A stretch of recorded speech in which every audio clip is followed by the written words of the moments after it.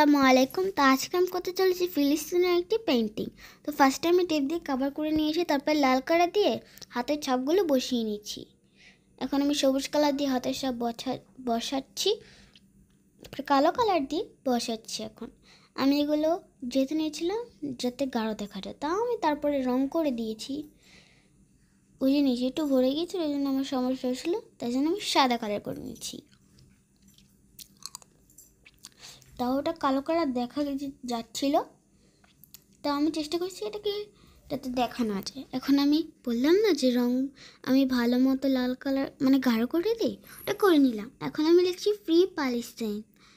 আমার কোনো কিছু লাগে না, আমি নিজের হাত দিয়ে করতে পারি। তোমার চাইলে জ্যামিতি বক্সের সাথে যেটা কাঠবোর্ডের মধ্যে এবিসিডি লেখা থাকে ওইটা দিয়েও করতে পারো, কিন্তু আমি এখানে একা একা ছোটোবেলার থেকেই পারি, জন্য আমি এটা করে নিচ্ছি। এখন আমি লাল কালার দিয়ে ফ্রি প্যালেস্টাইনটাকে রং করে নিচ্ছি। একটু সাবধানতার সাথে রং করতে হয়, নাহলে মিশে যায়।